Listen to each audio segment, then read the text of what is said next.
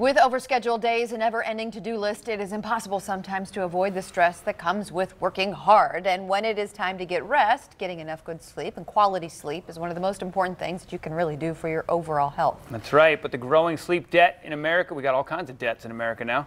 Growing sleep debt in America shows that it's easier said than done. I recently caught up with Dr. Sujai Kansagra. He discussed how stress may be affecting your ability to get a good night's sleep. He also shared the results of a recent sleep survey. Take a look.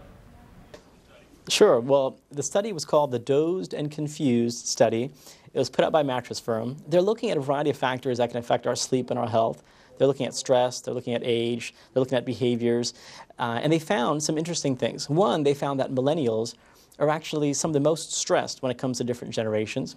They found that if you're stressed, if you report that you're highly stressed, you're much more likely to report sleeping less. So those that reported the highest levels of stress were twice as likely to report sleeping less than 5 hours each night.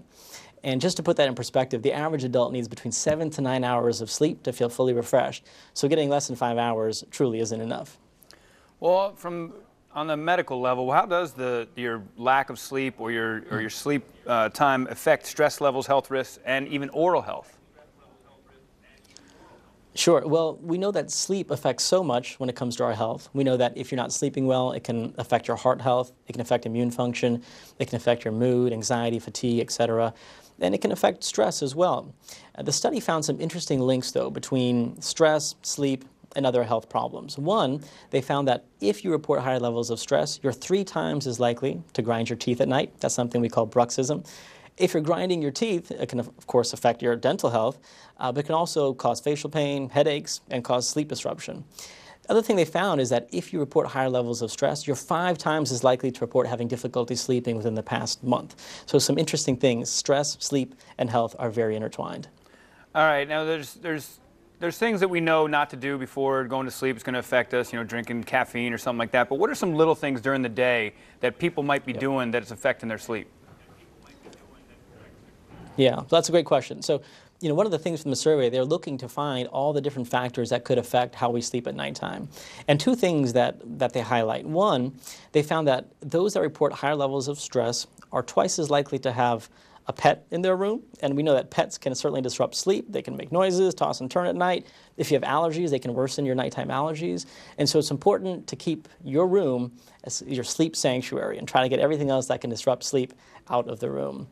The other thing is that technology we know affects how we sleep and our stress levels. And the survey found that if you are highly stressed, you are 60% more likely to have a TV on right before bedtime. You're twice as likely to post something to social media. You're twice as likely to check your email. And you're 40% more likely to sleep with a phone next to your bed. So having technology at nighttime really can affect, we think it can affect stress levels, and we know it has a huge impact on sleep. So 2 things that you can change tonight to get you sleeping better and hopefully less stressed. Yeah, that's what I was going to get at there, is what are some things that you found in that study that maybe some ways people can relax before going to bed? Mm-hmm. Yeah. And there are lots of, I could talk all day about other tips that we can use to sleep better at nighttime. And, the core principles of sleeping well, we call sleep hygiene. And sleep hygiene is essentially, your environment, the things that you do at nighttime that can hurt or help your sleep. And so for the folks that are looking for other additional tips, I always say it's good to have a nighttime routine. Routines are great for kids, they're great for adults too. Having 3 or 4 activities that you do right before bedtime that are calming, relaxing, can help you ease into sleep. It's good to try to keep your wake time and your bedtime the same regardless of the day of the week. It helps keep your body clock lined up in the right spot. We talked about technology. You want to avoid light before bed. It actually, if you get artificial light, it decreases your brain's own natural sleep hormone, melatonin. So you want to try to avoid that. And then on the flip side, when you wake up in the morning, getting bright light is actually beneficial. Again, it helps keep that body clock lined up to where it needs to be. And the last thing is exercise. Exercise is great for our overall health. It can help with sleep as well.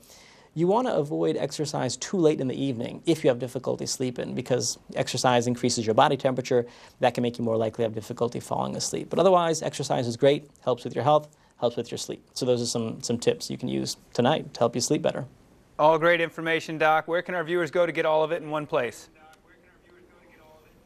Yeah, so Mattress Firm has posted the results of their study online. You can go to mattressfirm.com/stress and sleep for all the information.